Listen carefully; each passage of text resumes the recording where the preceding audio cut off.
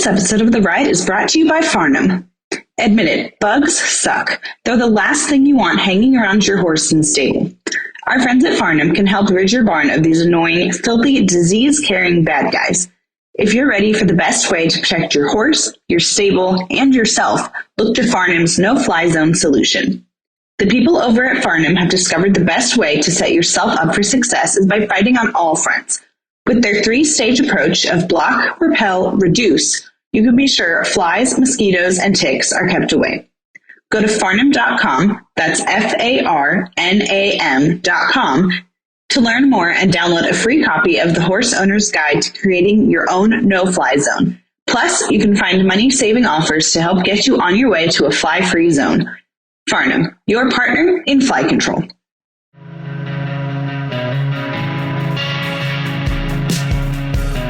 Hey everyone, welcome back to another episode of The Ride. I'm Jillian and I'm here with my co-host Nicole, and today we have on Tim Christensen, who is a multiple world champion Western dressage trainer and one of our newest horse and rider on demand experts. So thank you so much for being here with us today, Tim. Why don't we start by you telling our listeners a little bit about your background and kind of how you got started?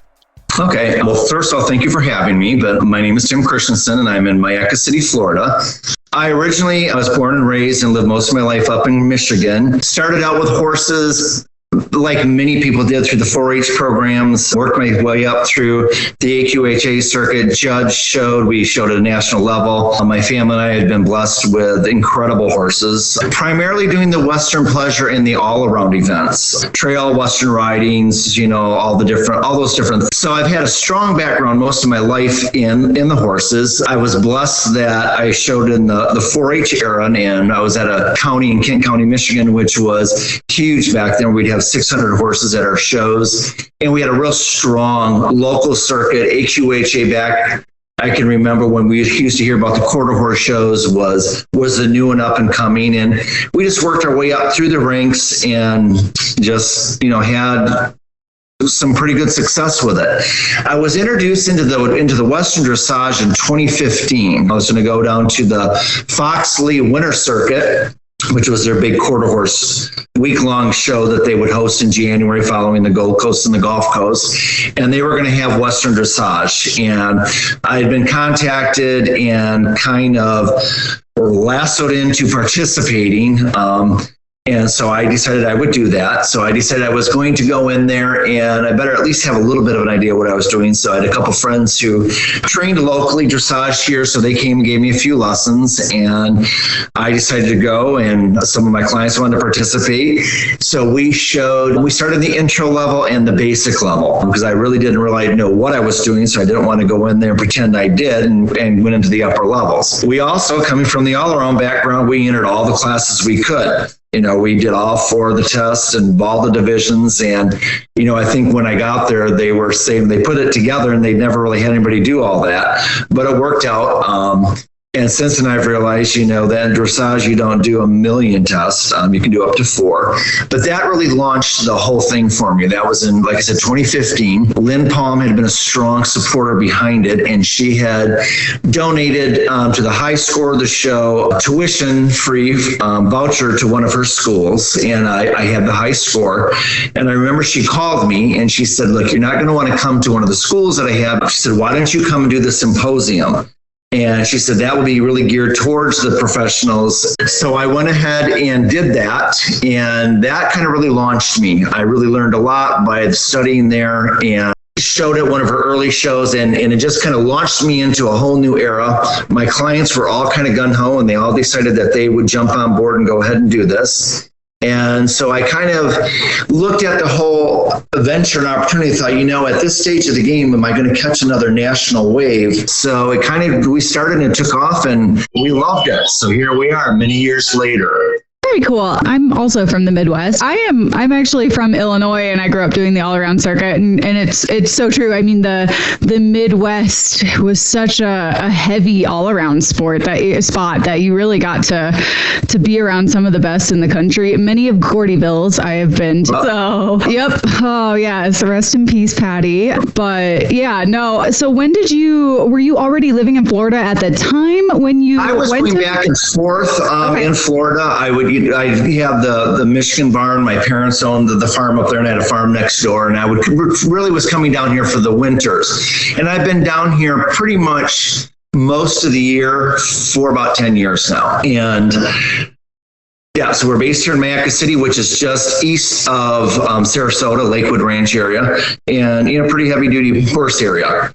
But yeah, in the Midwest is really a strong territory for the all-around, I would say the all-around industry. And I always attribute that to the Congress. The Congress, because so many people got to go to the Congress, and down here, it's, all the other disciplines are huge, and that discipline has kind of lost its steam, has gone down. So would you say that, the all around is very strong up in the Midwest?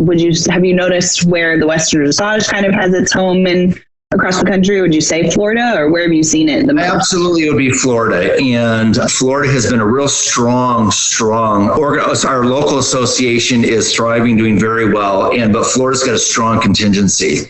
And when you get in the Western Dressage Association, they recognize that. But there's a lot of us down here. We jumped on the bandwagon. We were very proactive.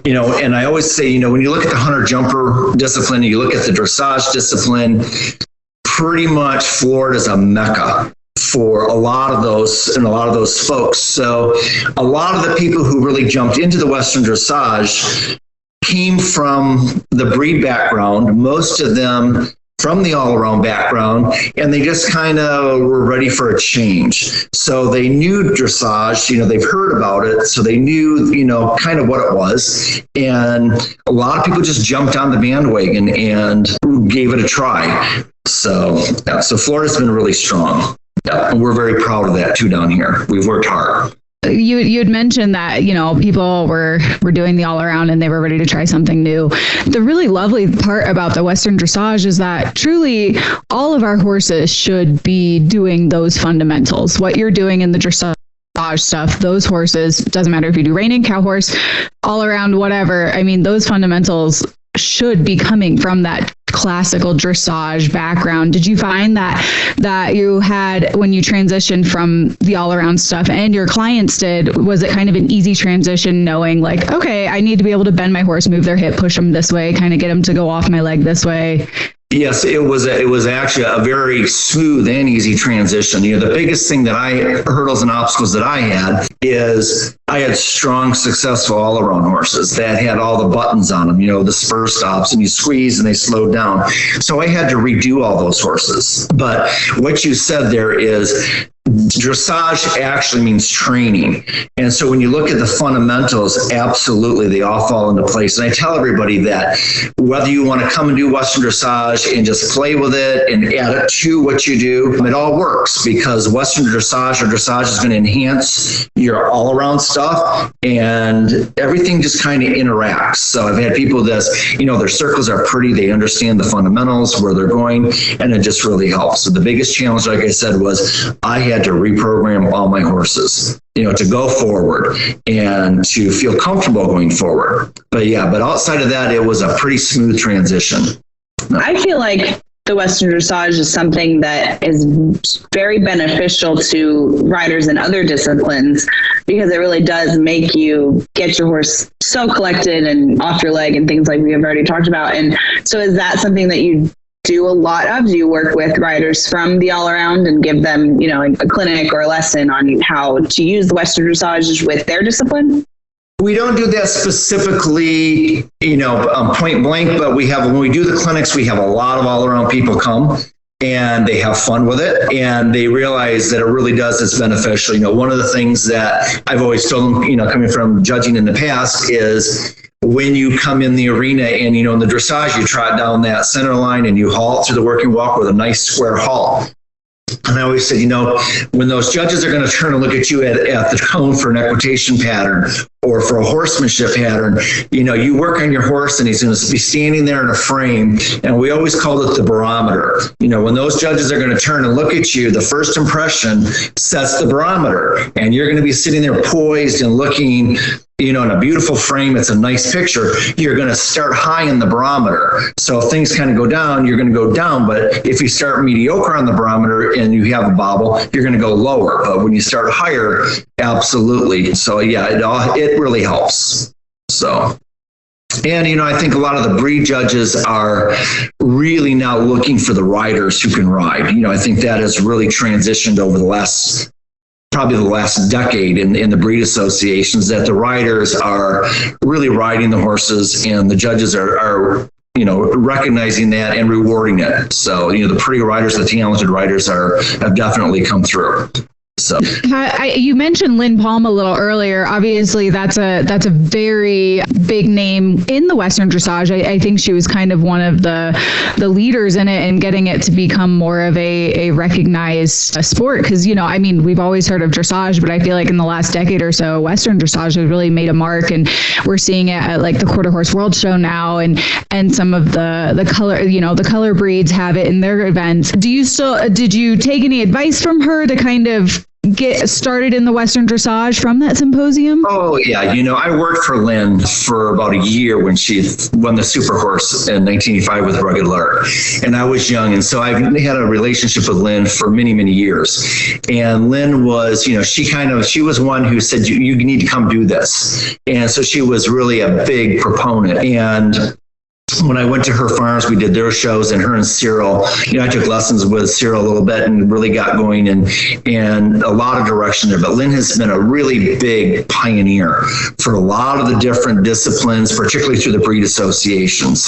She's been a big one. She got traditional dressage into AQH. She was very instrumental in getting Western dressage in, getting out at the World Show. I know that she's working really hard to have her recognized now as a World Championship class rather than a stakes class. So, yeah, she's been a big pioneer, and, we all are very grateful to her endeavors. She's kind of paved the way for a lot of us to enjoy these in the breeds associations. Definitely, I want to say household name, especially in the dressage, but honestly, just the horse industry, especially around here in Florida. You're from Florida, I'm from Florida, and we are kind of, like we mentioned earlier, surrounded by the traditional dressage. It's the Mecca here. How would you say that the Western dressage has been accepted? Like, are they accepting of the Western dressage, or do you work with traditional dressage riders and trainers a lot, or how has that kind of meshed together? Well, that's a really good question, because it's been a journey, and we had to laugh because now we've judged shown with so many of the traditional judges. Because when it first got started, you have to look that Western Dressage Association of America is under the umbrella of the United States Equestrian Federation. So that is kind of who our mothership is. And so when we first started, a lot of our judges were traditional judges that were granted, judges cards, because they knew all the different levels, and we had 4 different levels, and they knew the upper levels. So I remember we showed to one judge here a while back, and he did a clinic afterwards, and we were talking. He said, when we first started, the judges didn't know much about Western, and us Westerns, we didn't know much about traditional.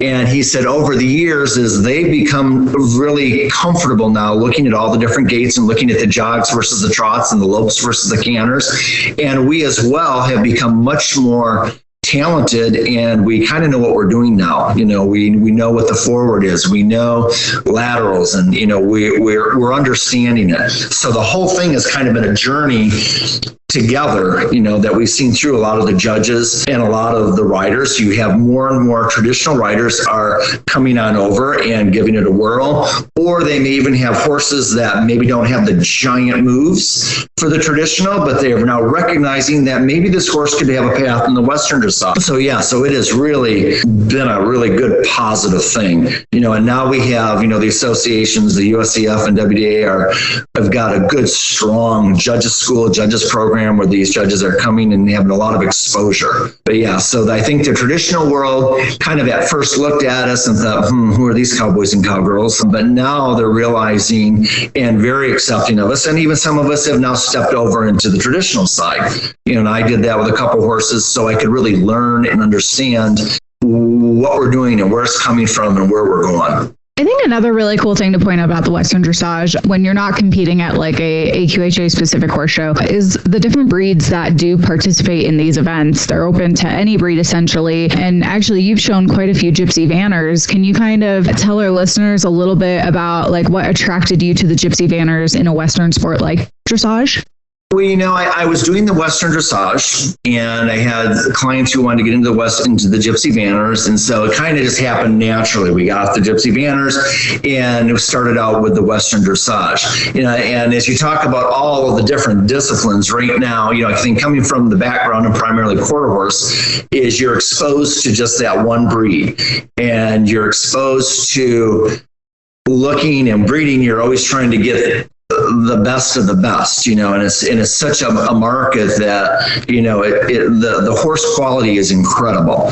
And so when I came back into this, it's really opened up my eyes to look at all the different breeds. And that has probably been one of the biggest rewards that I've had, is the breeds that I have. And right now I got several quarter horses. I have a Frisian with Andalusian, and I have an Azteca Appaloosa cross. We have a Dutch harness horse in here now. I have an Appaloosa, half Arabian, half Trakehner. I have a Gypsy Vanners. So it's just been fun to have all the different breeds, and I have Missouri Foxtrotters, and I have several of those. So that has been a whole nother aspect with the gated division. The gated horses are, Tennessee Walkers, Missouri Foxtrotters, anything that's going to be in the gated. So that's been another journey for all of us who've gotten involved, and even the judges, because we're not used to all the different gates, particularly the variants of gates within the gated industry. So, but that's another growing segment. So there's lots of breeds that I deal with. So when you made the transition, I'm assuming that before, when you were just doing the all-around, you had quarter horses. When you transitioned and started training and riding these different breeds, what was that like? Did you notice a big difference in the temperaments and the training methods that you had to use with the different breeds? I've been really fortunate because, the temperaments, we've been blessed with really good horses. And I think one of the things that you learn, and I don't care what you're training in, is if you're a horseman or a horsewoman, you're going to look at the horses as individuals. And I've always learned that you keep with the same program. Some horses are going to get it quicker. Some horses are going to get it a little, slower, but you keep the same program. And before I got into the Western dressage, and we now go under Christensen performance horses, I went under the title or did business as Training for Life, FOUR. And the F was for foundation, O was for opportunity, U was for understanding, and the R was for reward and respond. And that was probably looking back, I kind of had that mentality coming into the Western dressage many years ago, because what you found is it is about your foundation, and if you look at the dressage pyramid, you start with those ground levels, your building blocks, and you work up the ladder doing all the different maneuvers. And what you're doing is you're building muscles and muscle groups to do those upper level moves. So what I found was, the free walks, all those are in the lower levels. But, you're going to get some horses that are going to be a little more temperamental. I have a half Arabian, half Trakehner, who we just say he's got a very large personality. And we just know how to work with him and bring the best out in him. That's really cool. I'm really interested with you mentioned the gated part of the Western dressage. Is that something that's fairly new to the association? No, it's been around for quite a while. I have a very good friend down here, Tori Blankenship, who was in Missouri Foxtrotters, and she was on the board.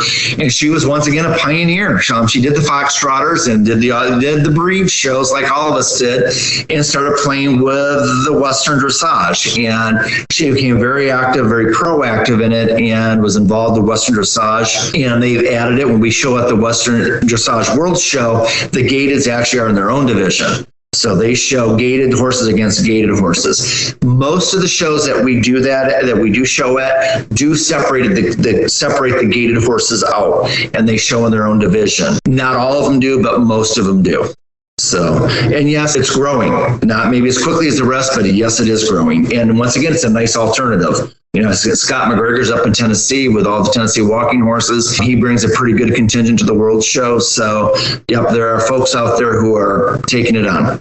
One thing that I'm kind of fascinated with is the two different disciplines and how the fundamentals really are the same. And there are so many similarities. So what are some things that you have noticed and that you're still using from your all-around foundation that you're using in your Western dressage training?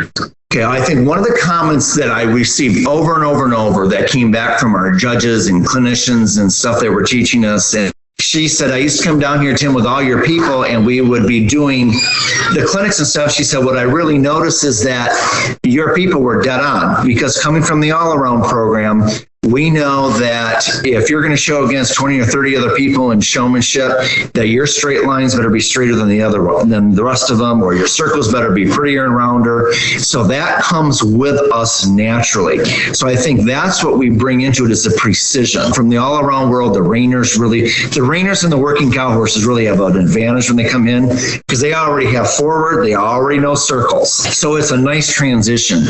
I think one of the things that we really have to learn is that we had to move like from the all-around world, or that background where we don't ride with contact. We ride Western pleasure and the Western riding on a loose rein, and it's all in your legs, and you control them and slow them down with your seat and your legs, that we carry them every stride. One of the things that I've had to become more accustomed to is not being in all that control, and self-carriage.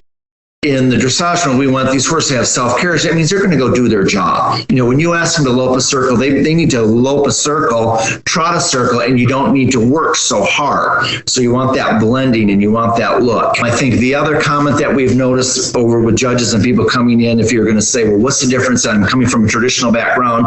In traditional dressage, Western dressage tends to focus more on harmony.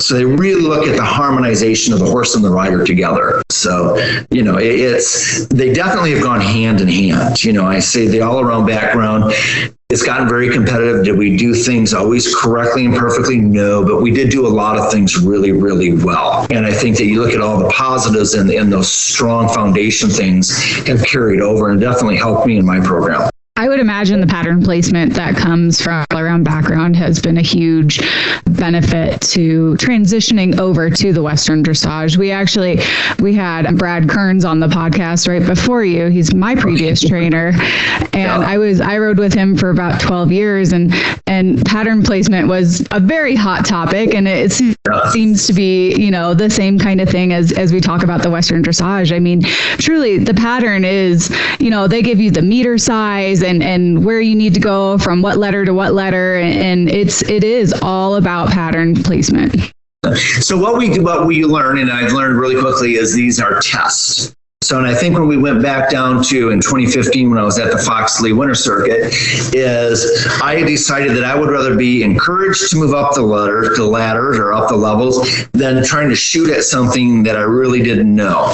And that came through fairly evident, because others thought, oh, this is a pattern. They went in and executed the pattern. But what it really is, it's a test. And these judges are looking for very specific things. They're looking for even footfalls. They're looking for straightness. You don't want no curves. We do not want the hips when we're loping down the rail. I used to get dinged for that all the time. Straight, straight, straight. So you have to realize is that this is a test, and you're going to go out and kind of really show the judge where you're at in your level and in your training.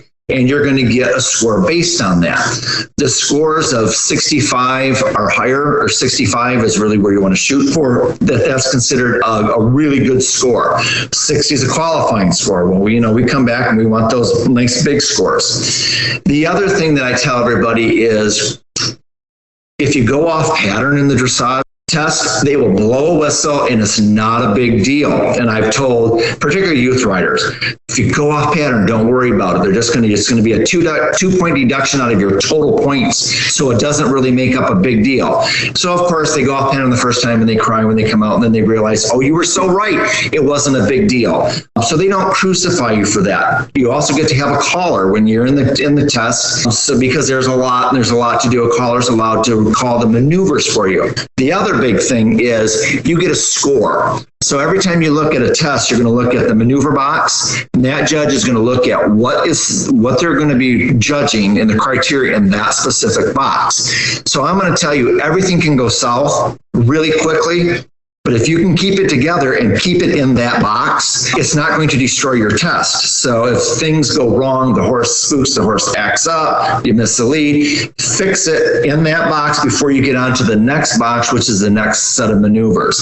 That, once again, really took a while to grasp. That things could go wrong, but it was in that box and you could score really well in all your other boxes and you still got a good score.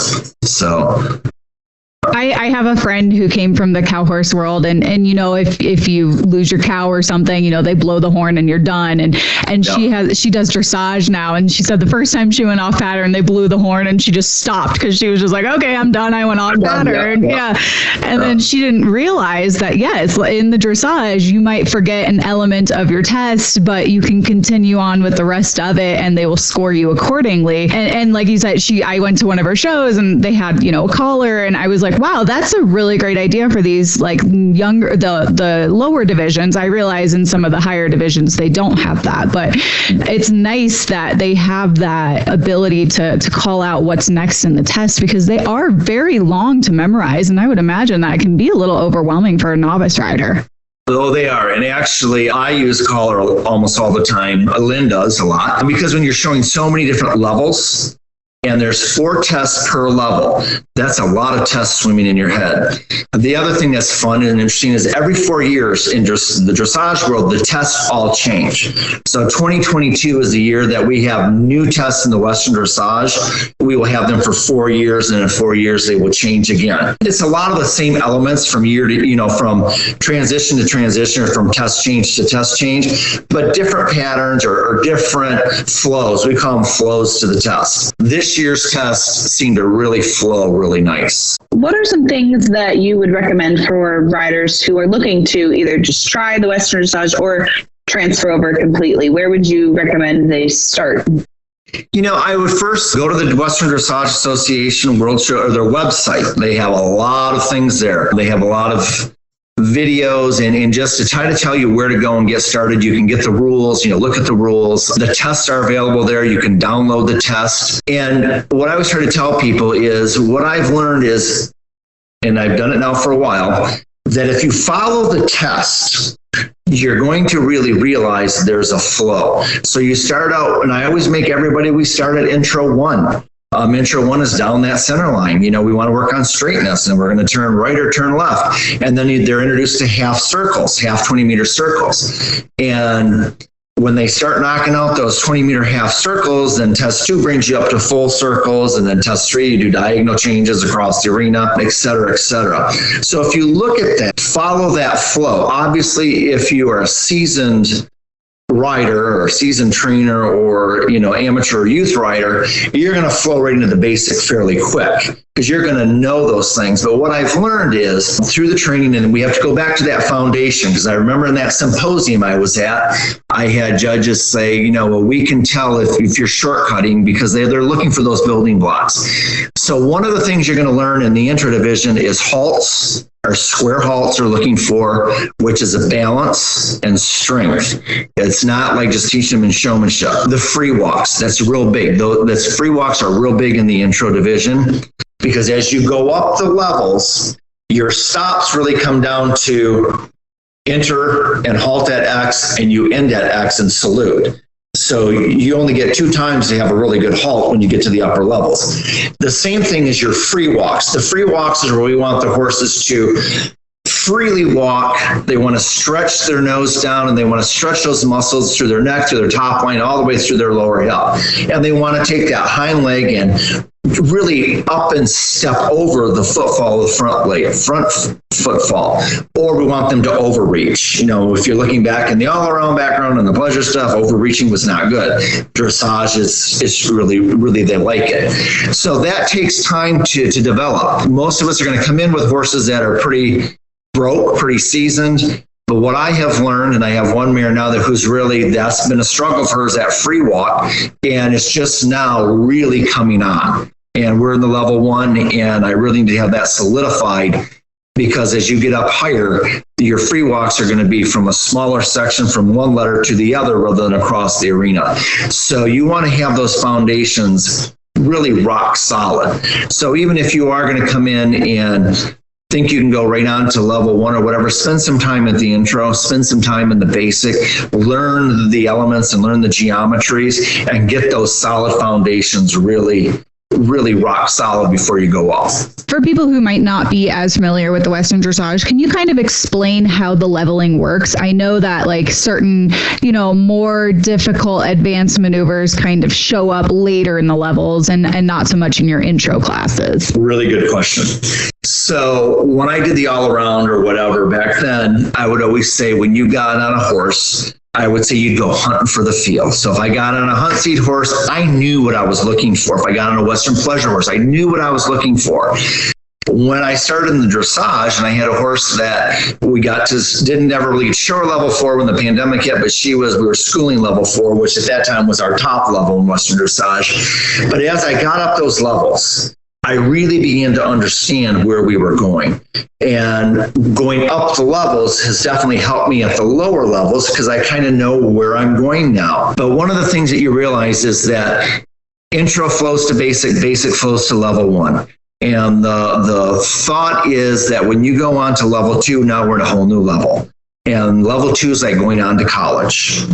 And what I always tell everybody is if you really want to know the direction where you're headed, look at some of the big FEI shows. And if you get to watch them get to watch the dressage where they do them in Europe and our top Olympian riders, you want to watch them, watch those top maneuvers when they're doing the piafs and the pirouettes. Okay, that is the direction where everybody's goal is going to. That is where the pyramid that I talked about, and the muscles and the muscle groups, you've laid those foundations low, and as you go up the letters, that is where you're ultimately trying to get to. No, not everybody makes it up to that level, but that is the direction. That's the route you're trying to go. So is that something that trainers can't, I'm so used to in the all around where the trainers show in the open classes, and can they show on the different levels? How does that work? Oh, yes. Yeah. You can show any horse at any level. There's, I think once you get into traditional, then they have, prerequisites when you get to Grand Prix and that stuff. But, you can do, like when we go to the World Show, I always do all my horses 2 levels. So if I'm doing, most of them will do basic level 1. If you're going to do level 1, or you're going to do intro and you're going to do basic, just because it's so far to go and you only show 1 class, per division a day. So you kind of want them to blend in and not to cross over. One of the things that you'll learn and that you're going to hear is that you start to work at home a level higher than what you actually exhibit. So if you're going to exhibit basic, you're probably now playing at home and you're training in level 1 where you're looking for your lateral movement, you're looking for a lengthened trot, that type of stuff. So yeah, because you're all building blocks is what you're doing. And is there in I guess the all around or reining or whatever, you have your green events and you point out of those. Is that kind of the same concept in the Western dressage? Do you have to level up or can you stay in the? Okay. Yeah, no, you do. And, and I think one of the beautiful things about the Western dressage is it has attracted so many individuals from their Western backgrounds. And I'm not going to even just say the all around there, because I've had reiners, that, working cow horses, and these folks are saying, kind of did all that stuff there. They know that to be at the peak of that game, it takes a lot physically as well as financially, and commitment wise. So they're really ready to do something fun and a little bit different. And this seems to have been a really good alternative for them.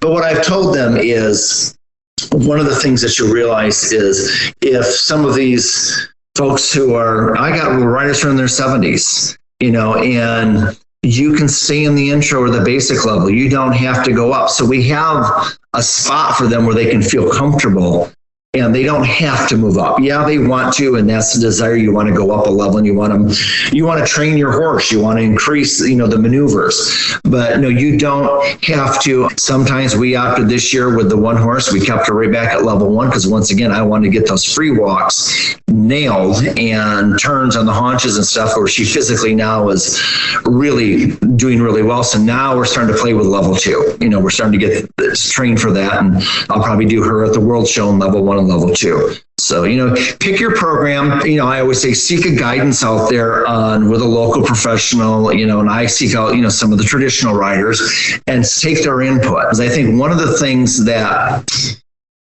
we always wanted to say when we broke out 2-year-olds, how they loping. Customers would want to come and say, are they loping already? After 30 days, they wanted to see them go around. And this is a different concept. Once again, these horses are going to stay in a frame. They got to keep that neck up in that position as they trot down and halt and swear, and they don't change. So when you salute and you go back into the trot, you want that frame the same. That takes a lot of muscle development to keep them there. So, those are the things. And the other thing I've learned is these horses are going to tell you where they want to go. When we used to come through and we met resistance or we met some things where the horses didn't want to. Now looking back, I see a lot of those horses were challenged. Their muscle development wasn't there. They physically, it was hard for them. When you want them to bend to the left and bend to the right, well, we're asking them to stretch all these muscles, not just giving their mouth. So you have to look at all of that. And once again, you take it horse by horse and rider by rider. I love that. It sounds like there's a place for everybody, rider and horse, in Western dressage, which I think across the board in any discipline, not one in particular, that's something that we struggle with, like you said, you point out of a green or a rookie class, and then you don't have enough horse to compete in the next level, or you don't have the financial means to compete at that level. And I think that's really important because that's the only way that we're going to see our industry grow is if we find a place for everybody. Yes, and that is really, and the Western dressage world really has been an open home to a lot of individuals. And, and I think that's the one thing is I had to have my eyes open to all the different breeds. And when I got there, and now my appreciation is so changed. Now I look at the horses as individuals, and to see the draft horses, I got a spotted draft that I work with, and he's a world champion. And, and you just have to go ahead and look at all these horses and look at where you want them to go. And I think the other thing that's really comforting in this is don't force yourself up until you're ready to go. In other words, let this kind of be a natural development. Vet a couple of years ago, he was here and doing some work on the client's horse, and his strong background was in the dressage, a lot of dressage horses. And he said, these folks are putting in years and years and years of development into these horses, so they do a lot more maintenance than maybe the average person does, because they don't want to get to this horse when it's 13, 14 years old, and they're hitting that top level, and they're looking at Grand Prix or Precinct, whatever, that level. They don't want something to go wrong. And that was, when I remember when he said that, I really thought, wow, it does take years to develop these horses to do that. And yeah, you'll have situations where people, because you can do the pattern, once again, remember the pattern versus the test, you see it, some horses at upper levels that maybe should be a little more comfortable at a lower level. And that kind of all works itself out. But yeah, it is. It's definitely a spot where everybody can find a place where they can belong with them and their horse. So something kind of going off of that, when you are starting a horse in the Western dressage, I feel like in the all around, horses are started young compared to some other divisions or some other disciplines. Like, for example, the hunter jumper, they won't start a horse over jumps until they're 6. And to me, when I first found that, I was like, that's crazy. Like, they should be doing everything by the time they're 6. But so where does that fall in the Western dressage? What age do you usually start those maneuvers? Well, I think once again, I look back at all the horses I've had and all the 2-year-olds, and, before we go through and and got them really broke for their discipline, I think, wow, I had some of these horses that would have been phenomenal because they were so free moving, and then we kind of restrict them and bring them back. So once again, that's going to go breed by breed and horse by horse. I know that in the gypsies, when you look at the Gypsy Vanner, those horses they're small draft horses. They were bred to pull carts. So they're not bred to lope circles. And so you physically have to look at these animals, and they're, even in that world, the walk jog division is huge because they're walk trotters. They trot when they pull the cart, and that's what they're bred for. So you have to look at them because you don't want to do a lot of loping on those big bodies when they're hitting the ground. So you got to wait a little bit longer till they mature. That's the other thing I've learned, different breeds mature at different rates.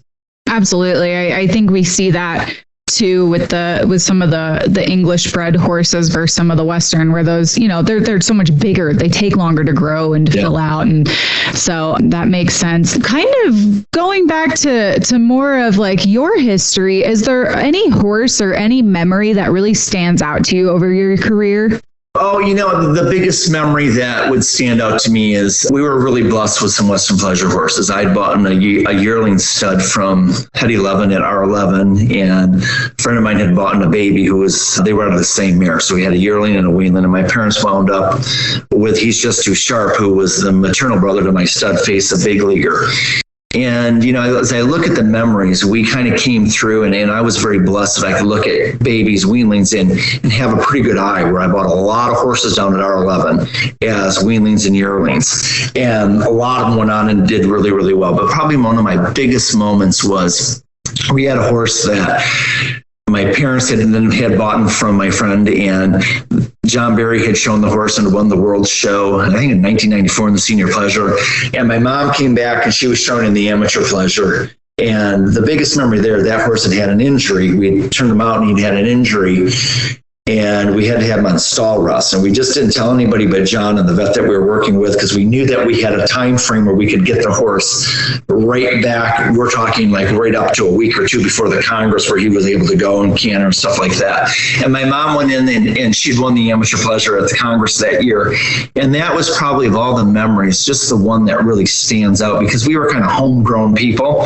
And I would say we were kind of average people that, we all worked hard. We worked really hard. We were just blessed that we bought nice horses at a young age. But, dreams fulfilled.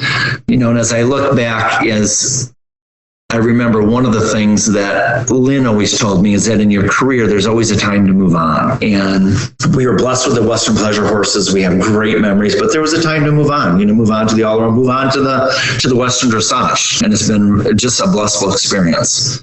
I can relate to that. I moved on to the cow horse and the reining after 20 some years in the all around, just because I was ready for a new adventure. And like you said, you were really blessed and you won some really great stuff. And that's kind of how I felt too. And I was ready to try my hand at something new. You've mentioned John Barry, you've mentioned Lynn. Are there any other mentors that have been part of your life?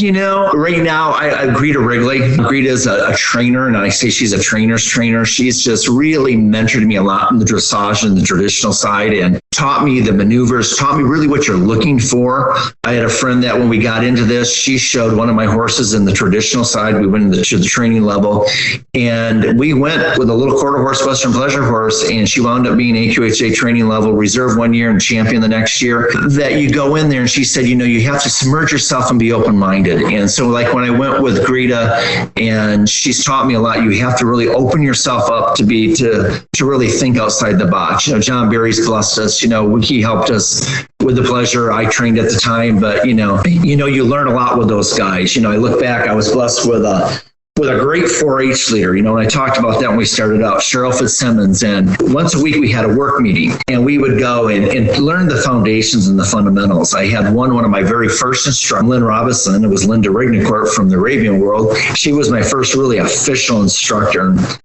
And back then, and she gave me my first English lessons, and she contacted me about a year ago on Facebook and said, "Is this Tim that I used to do, teach lessons to?" And we have reconnected with her kids. And then I'm actually going to be going up to an Arabian show who offers the USEF All Breeds discipline, and we're going to be showing Arabian qualifying for the regionals. And I told her, I said, "I want you there because I'm going to do a sport horse rail class." So, there have been so many along the way, but those were the key ones for me, that just stuck out when, looking back as a kid and working up the ladder, because sometimes it's a dog eat dog world. But I always tell people, if you have a passion, just hang there with it, stick with it. So. That is so true. And I think it's really cool that some of your still biggest mentors that you recognize are ones that when you just started. I think that's really important and something that a lot of people forget about, are their first trainers that really taught them the foundation and the love for the sport. So when you've talked a lot about prospects and when you are finding young horses, what are some things that you look for in a young Western dressage prospect? Oh, now what I'm looking for is forward motion. I think the other thing that you hear a lot is joints were meant to bend. Okay. So they want to see, and I always tell people, if you're in that all breed world right now and you're in that all around world and you have one, what the ones that really do well are the ones that are too Western for English and too English for Western, and they don't have a home.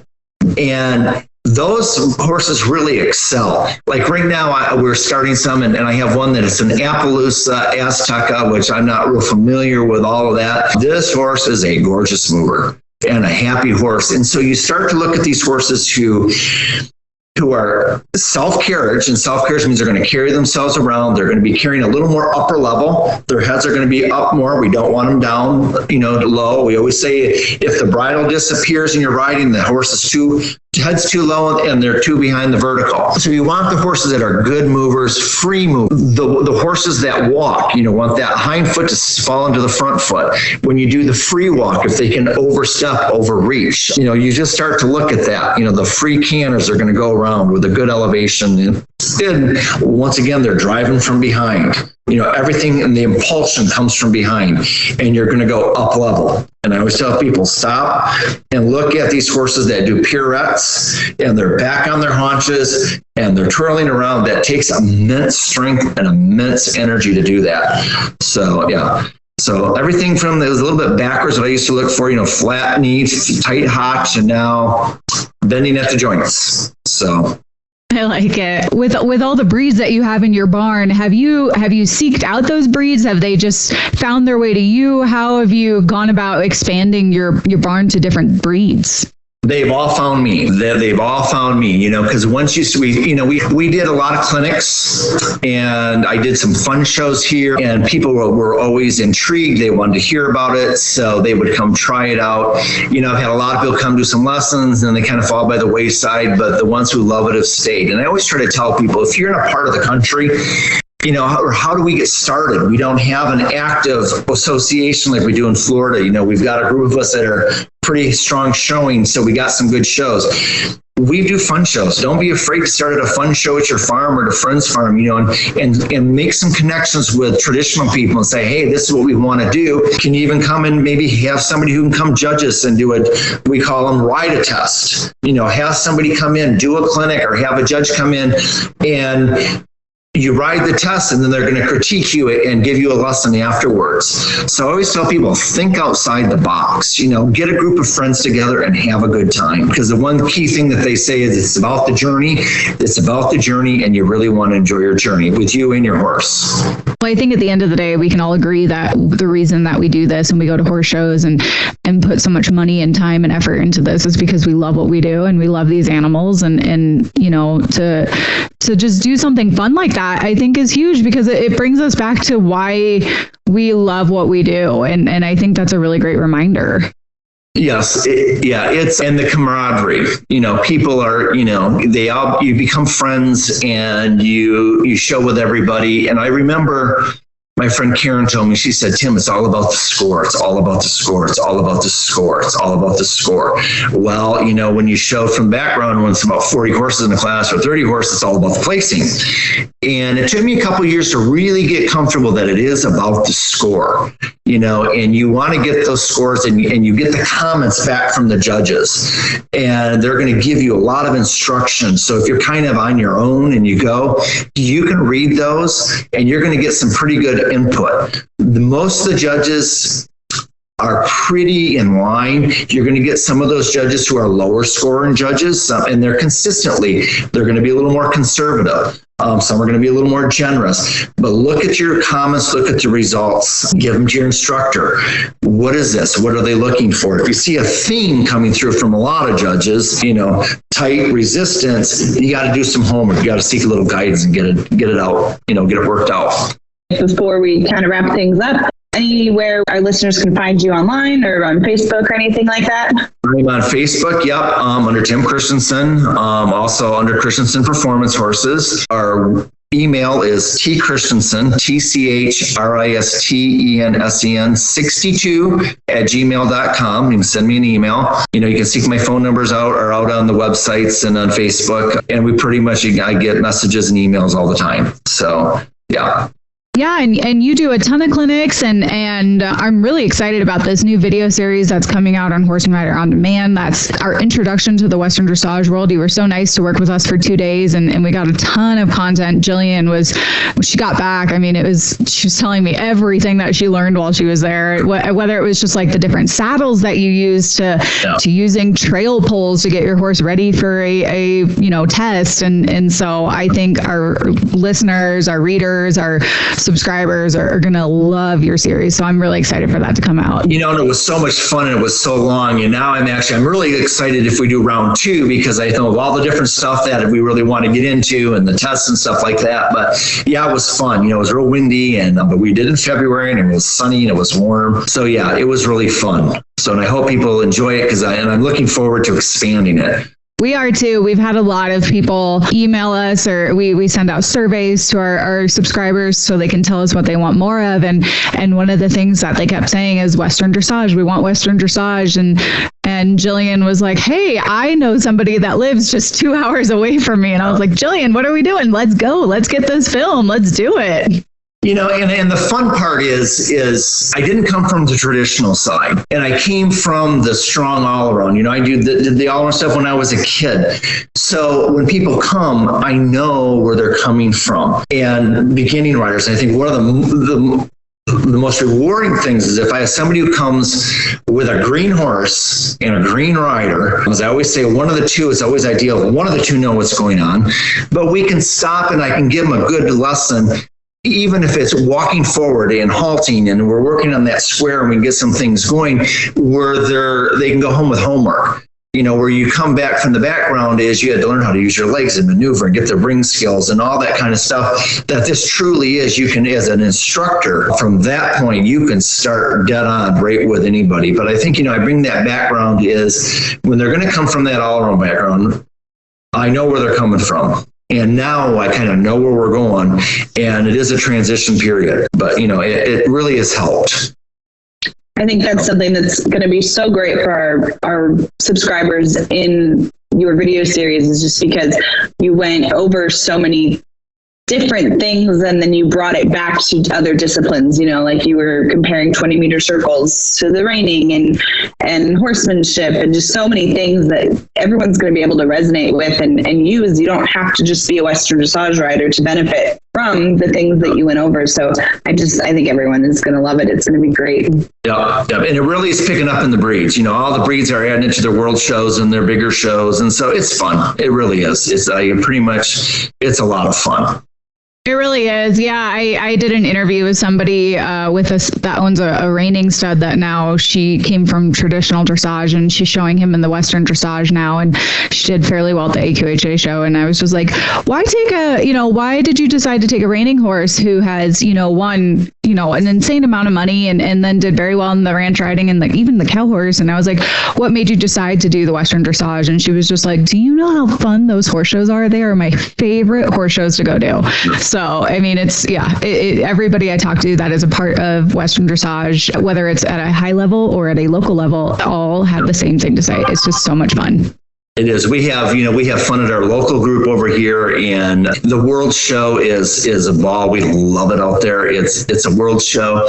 You're going to have several hundred horses versus 1,000 or so. So, I always tell people too, you have to understand 30 horses show up at your Western Dressage show and you all do 2 or 3 tests, you have one long day.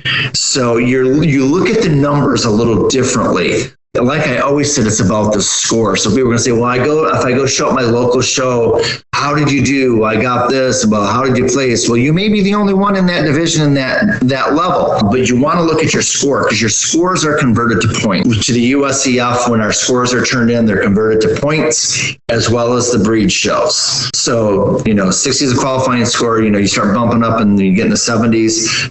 It's really fun. You rack the points up. But yeah, it is about the score, and you can blow a division. Like I said, you can blow that box. I still get some really high scores, like in the mid 70s, and I've gotten a 4 or 5 or something went really wrong. So when it goes wrong, you have to realize, so coming back that, you maybe took off on the wrong lead in your Western Village class, well, you're out. Here, you can recover and still finish really, really strong. Not to mention that feedback is just so helpful that you get back, whether it's the comments or you can just see the breakdown of the score. And there's no, in other events, you might have somebody be first place under one judge and then 8th or 9th under another. Whereas the scores, they're all going to be the same. If somebody's a conservative and they score lower, everybody's going to have those lower scores. If they score higher, everybody's going to kind of have that same score. And I think that's a really big selling point too. Yeah, and the other nice thing is that people are looking for the shows or whatever is you get a time. Specifically if you're going to show at 11:13, that's when you go in the arena. And the shows pretty much run right on time. They don't want to get behind. So that's another thing I always tell spouses or significant others if they're going to come along is, you know exactly when they're going to show or when you're going to show. So it's not a wait around all day type thing. So yeah, that's another big proponent that people like.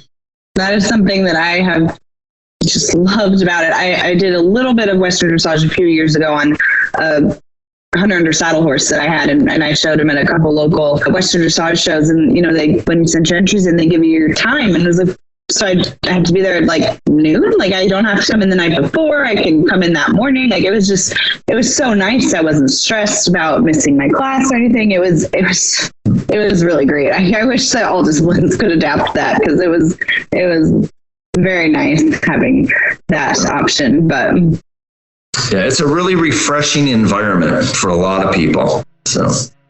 Well, thank you so much for doing this. I know we're past the hour mark, and I'm sure you're busy getting all these horses ready for competitions, but we so appreciate you coming on here and talking and hopefully giving our listeners a little excitement for the On-Demand series that's coming out with you.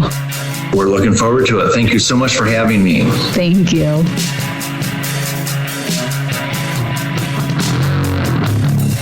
Thank you guys for tuning into the Ride podcast. We hope you enjoyed this episode, and please be sure to subscribe wherever you listen to podcasts. Follow Horse and Rider Magazine on social media and find us at horseandrider.com. If you guys have any questions or comments, please be sure to hit us up at horseandrider@equinenetwork.com. We want to hear from you guys. And if you like what you're listening to, be sure to leave us a review on iTunes.